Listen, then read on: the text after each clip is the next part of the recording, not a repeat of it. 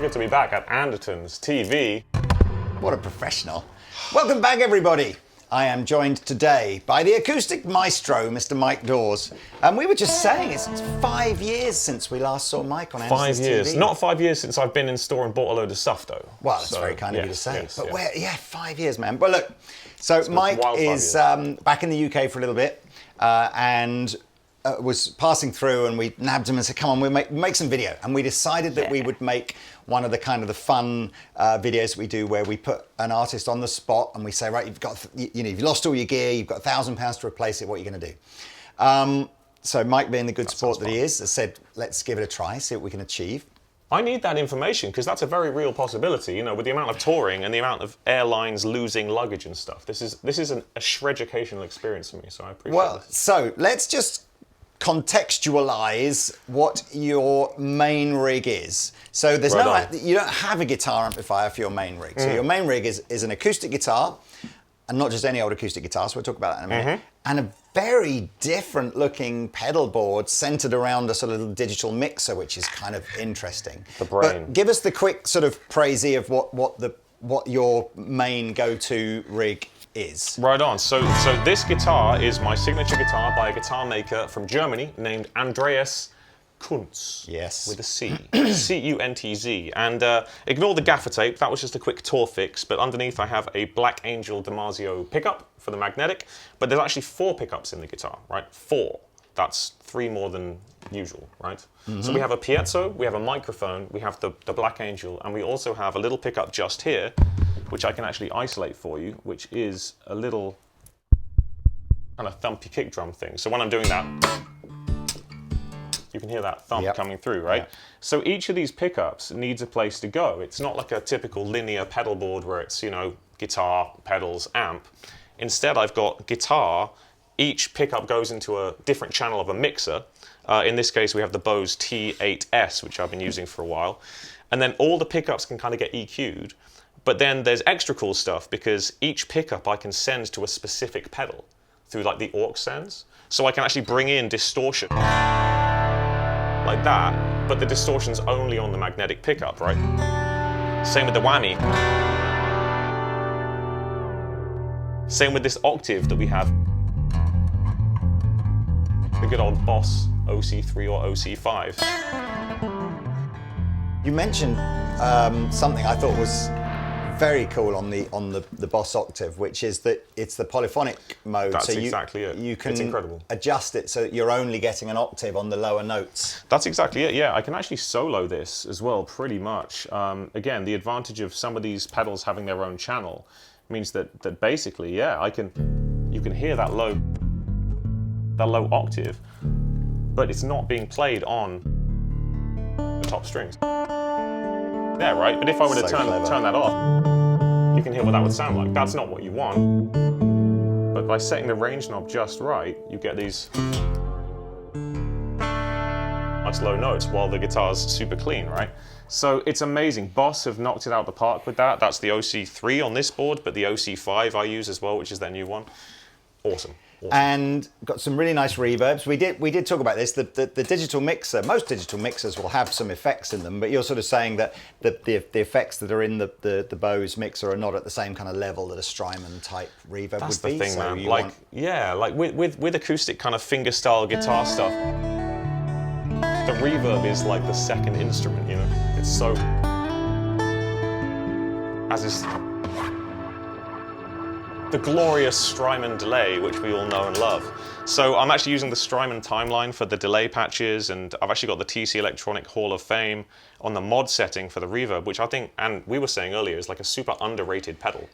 I was saying, I think there are some TC pedals where they, ever since TC became part of the music tribe, which is a sort of, you know, Behringer type group, they've just priced them too cheap. So people go, well, that's only £99 or whatever. So, but a lot of them are much, much better than their price suggests. What's the blue one on they're the awesome. end there? So that's a looper, which isn't pedal. actually patched in right now, but that's just a little looper. Just sometimes live I'll lay a riff down, and then actually on the tour I just did, I used it as an opportunity to borrow a guitar pick from a member of the audience, which is great because you have hordes of guitar players running, reaching into their pockets like in the darkness. It's hilarious.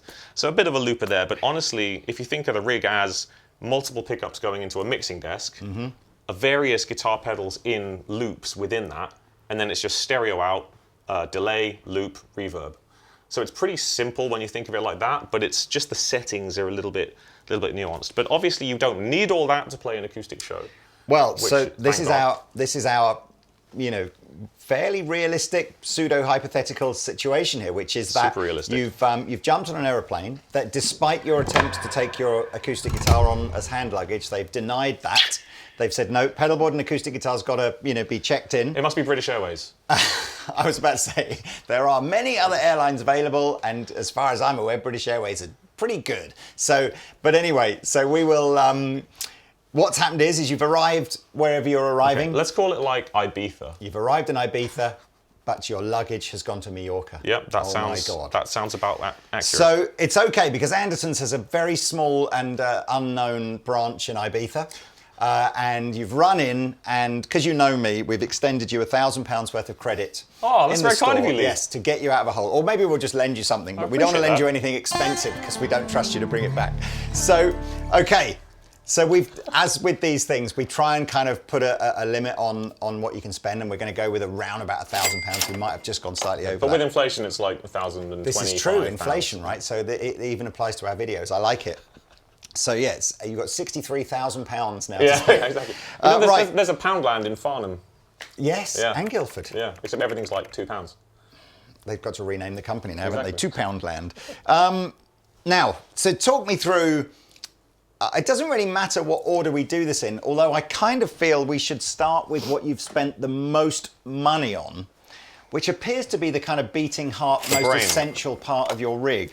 And Bose make a smaller version of the the T8. T8? This is the T4 from memory. T8S, T4S. So that's the new. These are the new versions of. So I started with the T4. So for many years I was playing with the previous version of that. Now these things are, in my opinion, a must for every kind of acoustic player, singer-songwriter, anyone that goes to an open mic night to do anything, because not only is it loaded with sort of all the EQs, it has compression, it has noise gates, it has limiters, it has 3-band parametric EQ, which for someone like myself dealing with a variety of different rooms on tour, you know, this guitar in itself is very lively around sort of 196 hertz there. I can just cut that right out, and I can just cut it out of a specific pickup. But it also comes loaded with sort of like what's called tone match, which is, you know, you can say, oh, if I'm plugging in a Martin guitar, I can select sound like a Martin D28, click, and all the EQ parameters like automatically change to that. So I don't really have an affiliation with Bose or anything. I've just been using it forever. It just works, and it has, you see how many ins and outs it has. So the aforementioned little loops that I was talking about, you can do that. It's future-proof. You know? I know it's been a while since I worked in our sort of PA sales, but I do remember very much the Bose kind of philosophy was to know nothing about live sound, plug in, and you'd have a microphone and it would go, so what mic are you using? And you go SM58, so you go, okay, and are you male or female singer? You go, male singer, and it would go, okay, there you are.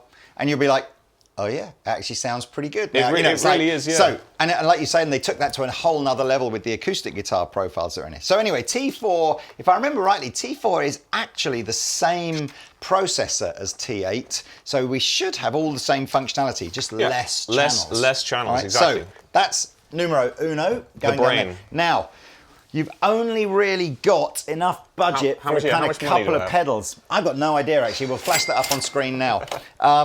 So your two most essential effects, you were saying, was you've got to have the octave in there. So again, we've gone with the Boss OC5 again. And you wanted, again, nice reverb. That's the thing. I'd say the most essential is the reverb because, you know, like I'm saying, this is the acoustic guitar without any reverb. You know, if anyone can click through to the video of the tone with amp thing that we shot last time when I was turning the reverb on or off and you guys were all freaking out about it, it's a hilarious watch. Do check that out. But this obviously needs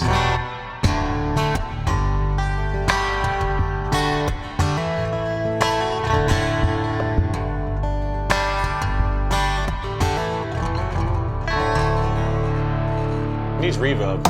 Do you know Otherwise, what? it just doesn't sound. Bizarrely, then, in this particular challenge, which is potentially a first ever in these challenges, your replacement reverb is actually going to be more expensive than the one you've lost. Yes. I didn't look at price. So actually, now, so you were hanging with our mutual buddy Justin Sanderco yesterday, and he was telling you that he liked the Immerse.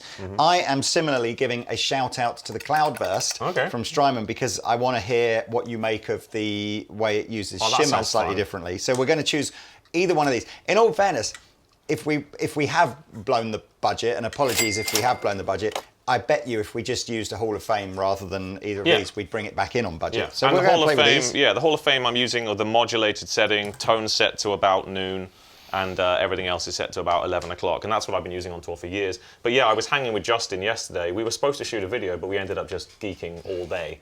And we were playing through so many different reverb panels, and this thing sounds incredible. Yep. So I think I'm going to get one regardless. Probably from the store after we shoot this. So I wanted to give it a shout out on video as well. This Neu Neighbor. Yeah, New Neighbor Immerse. And then New Neighbor. The big challenge. New neighbor. The big challenge for me. What is your signature Kunst guitar retail for? More than £1,000.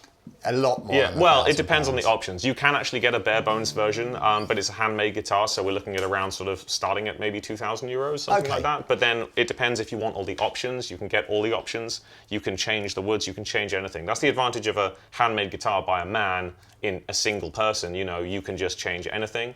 But if you're interested in learning more about this, you know, I think post-pandemic he might have changed his rates a little bit. But if you go on his website, just clear your search history afterwards because it is CUNTZ. But it's a beautiful guitar. But I'm going to let you play. Well, not never let you played play. this before. You've never played this before. This came straight out of a box. Okay, so I haven't restrung it. I haven't tried to do anything to adjust the nut or the saddle or anything like that. This is what 150 of your finest English pounds will buy you. Yes, a Grand Auditorium, solid top. I've given you a solid top. Yeah, Grand Auditorium, solid top, built-in, unbranded pickup system, but with some EQ and a phase control and all that kind of stuff.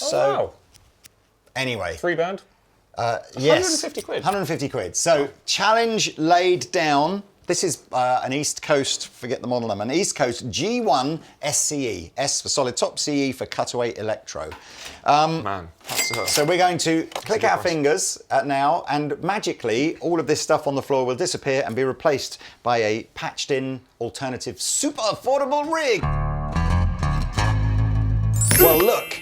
Magic. As if by magic, Mike has a cup of coffee and a Fresh rig, parts. and a rig that I'm pretty sure we could just about do for £1,000 if the reverb Mike walks away with is the Hall of Fame reverb, which the TC Hall of Fame reverb.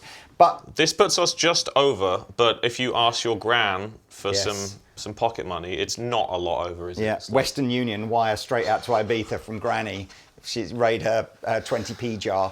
Right, Bless okay. Granny. So I think before we talk about anything, we should just hear it. So if you wouldn't absolutely. mind. Well, let's try this guy. Oh, it's nice and wet. This is just for you, Lee.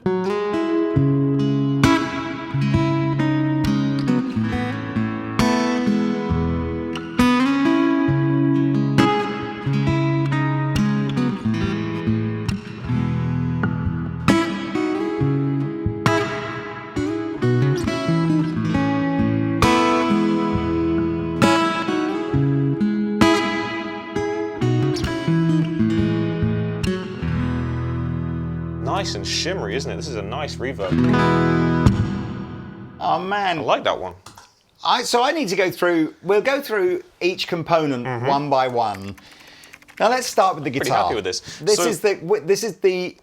Let's put this in perspective, okay? So the guitar is less than anything. I think virtually less than anything. I think it's certainly less than the Immerse, the Cloudburst. It's a lot less than the Mixer. As a component part of your sort of £1,000, you spent about 15% of that on the guitar, which some people will be going insane. like, that's insane and madness. Yeah.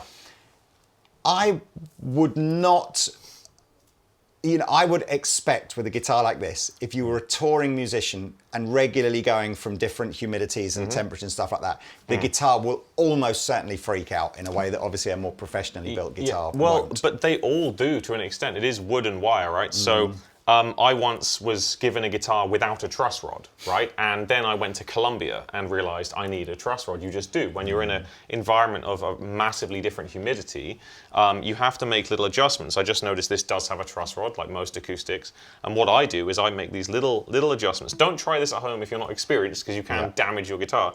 But any guitar that has easy access to a truss rod, even like just before a show, you know, I love the truss rod access being here. I can make quick adjustments. I also like that I can take this and maybe sand a little bit of it down. It's the same with the nut. But straight out of the box, it's definitely a playable guitar. I love the finish. When I'm playing, you know, percussive-y stuff, what you don't want is a high gloss finish, because otherwise you get this kind of sound. Yeah. Whereas these kind of finishes really don't get that so much, you know. It was a big problem when I recorded my first album. I had to use like talcum powder between takes. Wow. Yeah. So we're giving it a kind of it's perfectly acceptable. It stayed in tune. The action's okay. Are you feeling It's a bit okay. like the action's okay? Yeah, I think but I have wanna, like stupidly low action. Yeah, you would for your style of playing. I think you. But again, I think we could probably achieve a slightly lower action again if we did take the saddle down a bit. We haven't done anything to this. Nothing at all. Box, yeah. So tonally speaking, I'm intrigued as to, you've gone from 4 pickups on the previous guitar to just a single, you know, run-of-the-mill piezo style pickup here. We're still able to hear some element of the percussiveness, but what's the big thing that you feel like you've lost? Well, first of all, if you're going to have one pickup, it really should be the piezo. Now, I don't know. I'm assuming this is an undersaddle, or maybe that is actually, just under here, right? You can probably hear that through the system here. That is your acoustic guitar sound, really, and that's most of my acoustic guitar sound. The things that I've lost are, well, I don't have an internal microphone, which means that when I'm doing little percussive things around here, it's not going to come out as much. It just won't. The further you move away from the piezo, the less you can really hear here, that. you're still going to get something. Yeah. And honestly, the kick drum is kind of the backbeat of my sound, and then this kind of thing is always going to be fine. It's just the external stuff.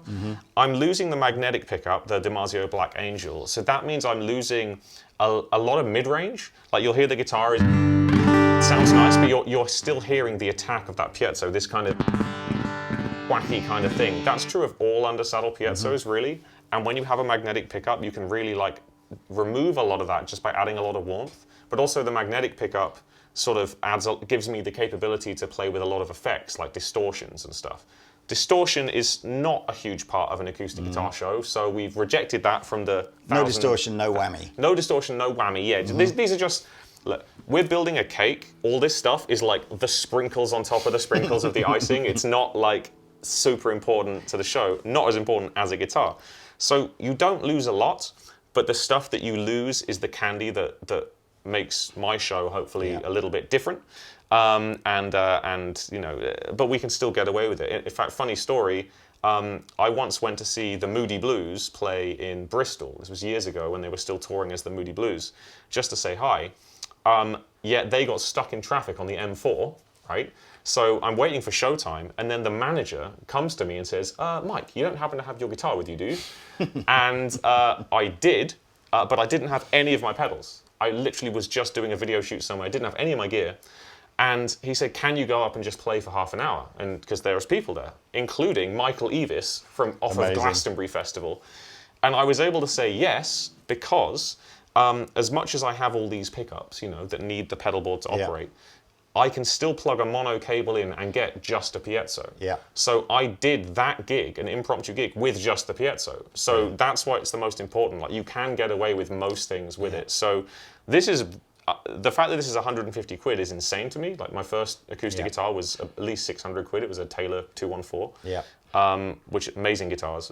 But this is pleasantly surprising. And we don't need a tuner because we've got one right here. So there you go. Well, that's cool. Okay, so I think we're going, tick. Yeah. We are going to do the gig tonight. Okay. Panic not. Possible. Now, it's possible.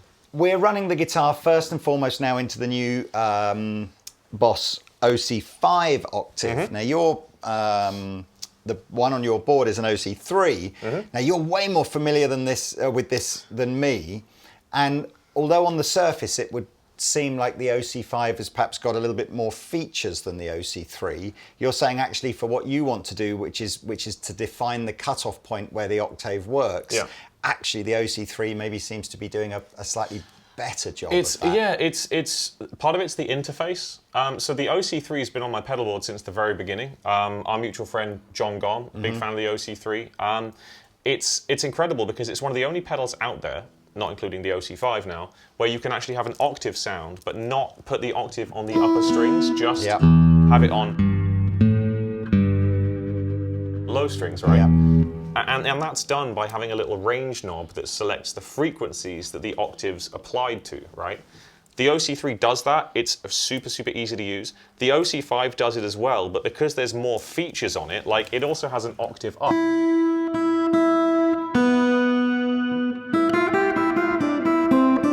These kind of organ-like sounds. It just means that the fine tuning you have to do on the knob that selects the low octave is just a little bit more delicate. So it works great when it's set up, but it's just a little harder to get dialed in, right? But, so it's great. It's a pass for tonight, but hopefully you're going back to your OC3 and acoustic players. Maybe, you know, if that's the feature you really want, maybe it's better to try and find an OC3 on Reverb or eBay or something like that. They're both great. Just they both serve the purpose for this fictional gig we're doing in Ibiza tonight. I think the big win in terms of familiarity is the tone match mixer. Absolutely. I noticed you went straight into that. All the menus were the same as the bigger one. All the effects and everything's the same. So that took you about not even 2 minutes to sort of replicate what you've got on the bigger one. And you're very happy, aren't you? It's great. It's less dusty as well. It's got less like, you know, American, you know, foot dust. So it's great. The first thing I did is I set all the settings back to factory in just a spin of this wheel, just went through everything, bypass, everything, bypass. Set it back to factory just because people have used it. It's been here for a while, being used by people. And then I went to the tone match setting and I selected category. I went down the category, selected acoustic guitars, steel string with piezo, boom, done. Then I just thought it was a little bit high, there's a little bit more high-pitched stuff, so I dialed back the highs, boosted the lows a bit, and that's all I've done to it. I must admit, I think that is a underknown. Like it is. When you think about how much acoustic guitar players moan about how piezo pickups and how unnatural sounding it is, and that on the tone match you can just tell it that I'm using a piezo pickup, it then re-EQs it to kind of go, okay, well we'll try and compensate for that a little bit, and it just immediately sounds good. Exactly. I mean, but it has so many, like we can just say, okay, Martin D28, boom.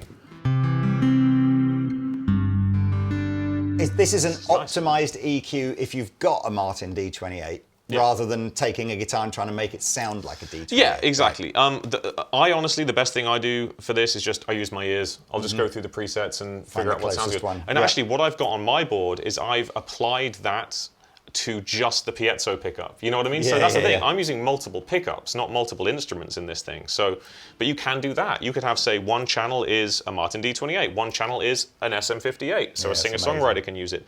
I think it's really underappreciated, and no one really uses it as a pedal on a pedal board because it's part of the Bose, you know, PA system. You just take it off, get an external power supply for it, which you guys have anyway, and you can use it as the brain of an acoustic guitar or singer-songwriter rig. I love it. I really, really love it. Cool. Yeah, and the Bose guys are great. They really care about the quality as well.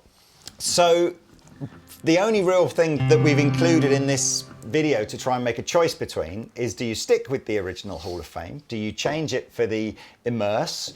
Or do you kind of find a setting on the Cloudburst using that shimmery thing and going, oh, that's interesting, this is I'll new. go for that. Yeah. Yes, I've thrown that in there as purely because I'm a bit of a Cloudburst fan. Yeah, so when did this come out? This is new. A month ago, maybe? Oh, maybe wow, less okay, than that. Yeah, I've never played with this before. But so these right now are my settings for the Hall of Fame, okay? So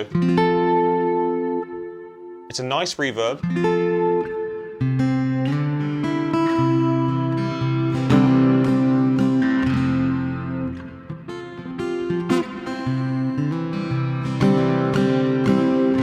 Got this nice modulation to it, a little bit of chorus, but it's subtle. It fattens things up, you know.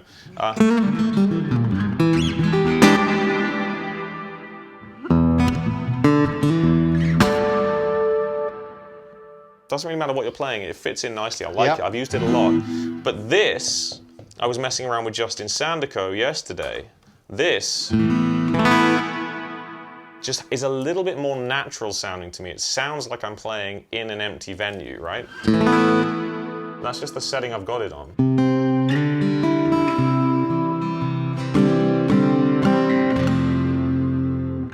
Could you, while you're playing, could you switch between the two? Because I need to shut my eyes and sort of decide which one's better.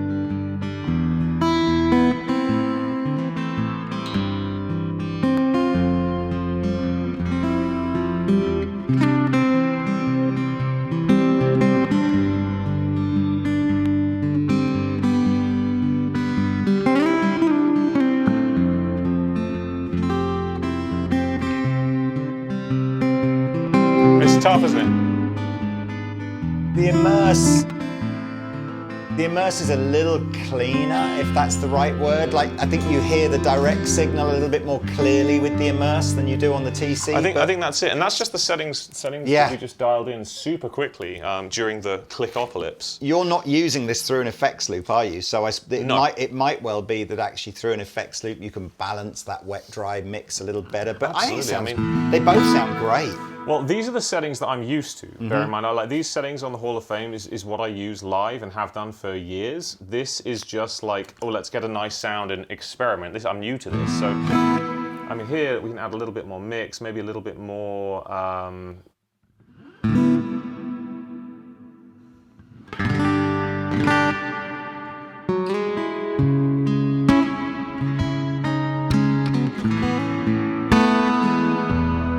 Man, I could just play with reverbs all day. Honestly, this is nice. The thing that always freaks me out is I know that Andertons makes a good living, out of convincing people that in order to be a sort of a better guitar player, what you need is the new pedal and the new amplifier and the better guitar and stuff like that. But I always think when we do these things, you put even the most affordable guitar in the hands of someone that can really play, and it just sounds fine. It's just like, so basically what we're saying is save your money, everybody, and just practice more.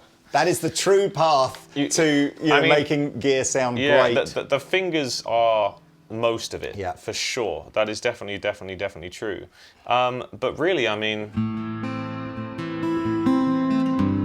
I guess if you haven't got time to practice and get as good as Mike, then that's why we buy the new pedals and the good guitars and the good amps, right? Just reverbs. I mean, it's just so nice. The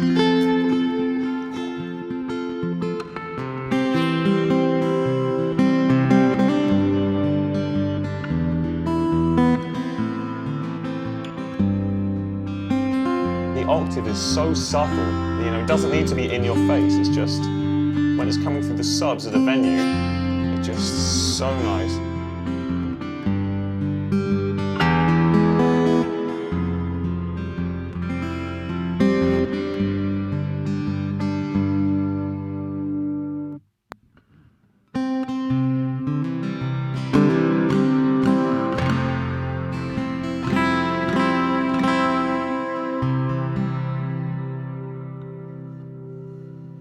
I could do this all day, but it's tough. But I haven't tried the Cloudburst yet. Let's try the Cloudburst. So this is in its just reverb mode. We're not doing the ensemble mode. I have no idea what to do with this.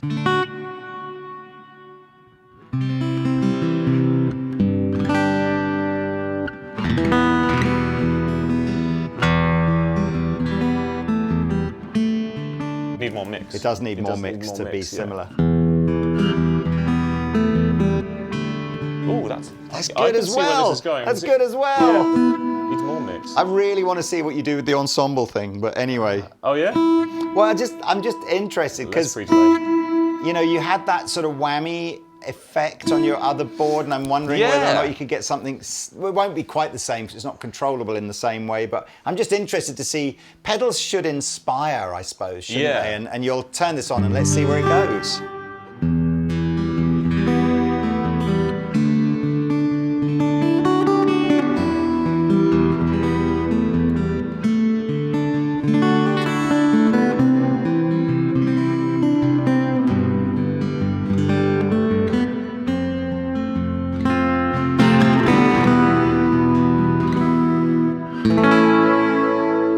playing some Moody Blues stuff here, are you, aren't you? The old day job. That is a tune, though. It is.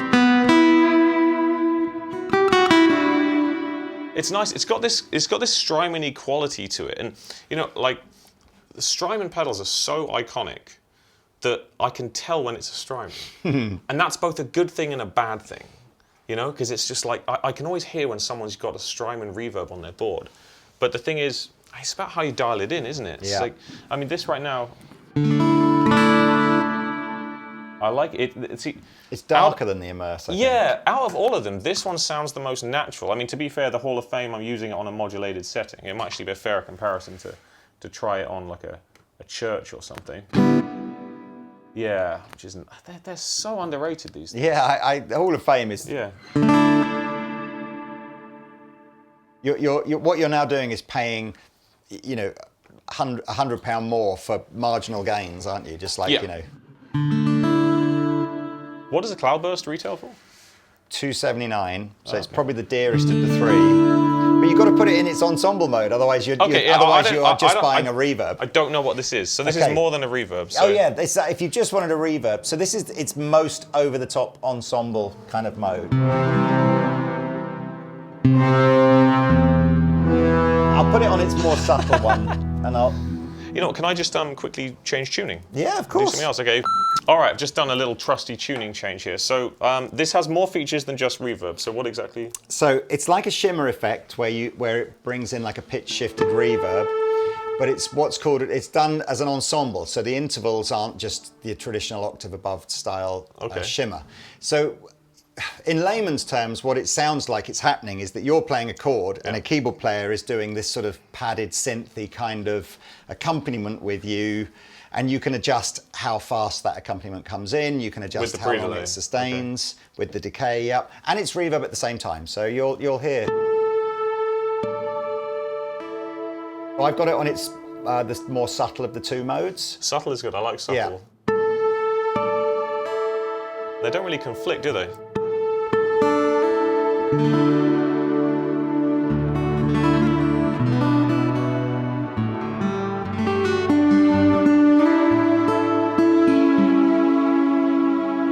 Yeah, I could probably take it down a little in the mix.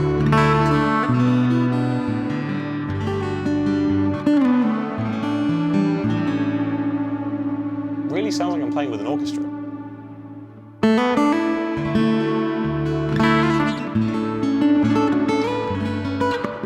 What I like about the pre-delay is the faster, intricate pieces that you're playing. It doesn't muddy it up. It's the effect isn't coming in until you let a note ring out for a bit longer. Okay, so now I see why it's 279 or something, because there's actually more to it. That sounds wicked to me. It sounds cool, but for big chord. I'm just going to be a little crazy here and put the Immerse on as well. Oh, now we're stereo.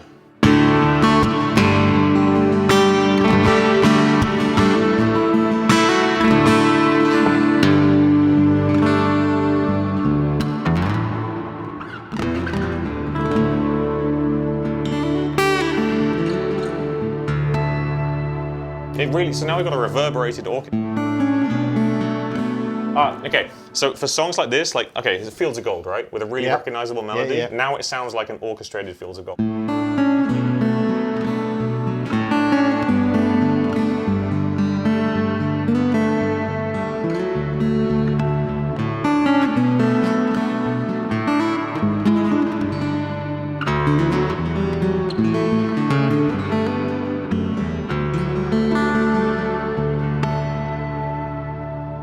That's nice. I think that's the secret. Use that setting and then run it into another reverb. You need to get the tips jar out then tonight because you've gone about £500 over budget. Yeah. Man, that's so cool. Thanks for showing me that. I think this is probably going to inspire a different thing, but this is now on its maximum ensemble mode. Oh, wow, okay.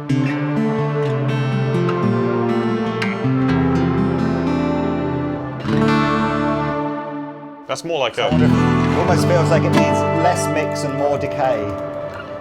Definitely more of the reverberant element.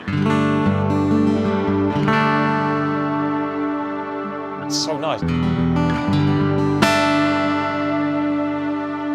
Yeah, it's definitely its own thing. Forget what I said about Strymon sounding identifiable, because that's a whole different thing. When this came out, I think that's because it's blue and small. I think everyone like Big Sky, it's just going to be like a compact Big Sky, yeah. But it's not. Yeah, wow.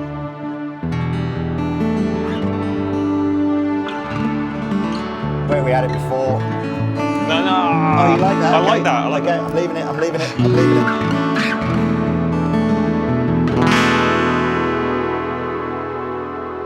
Yeah, it's its own thing, isn't it? That's so cool, man. Okay, well, the problem with that is, though, like, I'd also need, like, a regular reverb anyway, so I'm definitely going to have to go over budget and get that into a reverb. But then I could just switch it. I could just switch it to the regular. We'll work it out. We'll work out a deal. There'll be a number of Saturdays that you could work at Andertons to pay off what you owe. That's fine. Yeah. I'll do that in the weekdays and then jet off to Ibiza for my DJ sets. Man alive! This is so cool. Thanks for this opportunity to geek around with this gear. This is fun. I'm loving that. I mean, I've never heard a £150 guitar sound like that, which is nuts.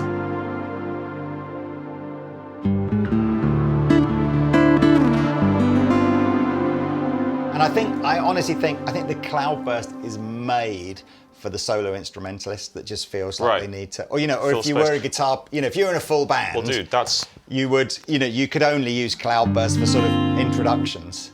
That's exactly, wow, it really makes my reverb sound small.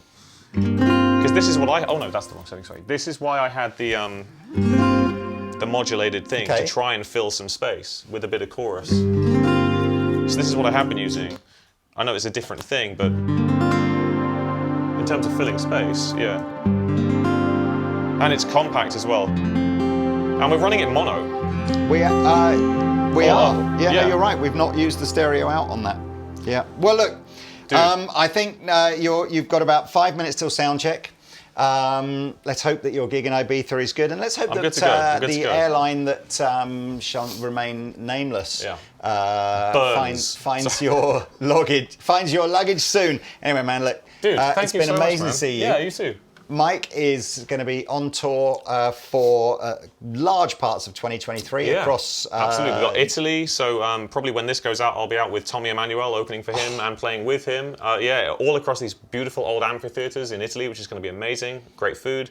Then we're hitting Luxembourg, Netherlands and Switzerland in early April. We're hitting Iceland. For the two of you watching in Iceland... we're big in Iceland. Yeah. Absolutely. There'll be at least... In the budget supermarket, Iceland. Yeah. I'll be working in Iceland to pay down my pedal debt. We're in Iceland, and then I'm around lots in Europe, but then also I'll be doing some more stuff in the States and Canada in the summer, and then it's just getting the next record out, and it's maybe I'll get some of this stuff on the rig. I'm actually tomorrow in the studio finishing my next record, the last tune, and I'm wondering if I can get one of these and stick it in the chain. I'm sure we can figure sort it out, something man. for you. Well, look, it's a pleasure, and I'll put links to all of Mike's various websites and social media things in the descriptions below. But it's always a pleasure to see you. Man. Let's try not to let 5 years go by. No, man. And again, until we see you again. I grew up around Andertons. I used to come here and play guitars when I was at school in the area. This is before YouTube and everything, and it's so cool to see you guys just being. Did you win best retailer in the world? I know that was a bit mad. That was actually just before the pandemic, actually. But yes, the one and only time in NAMM's 100-year history they've ever awarded that to a non-US based retailer. So we're very proud of that. That's and it. Thank you for bringing it up. Dude, 1776 was only halftime. If we bring it back. Right. Cheers for tuning in, guys. We shall see you in another video soon. Lots of love.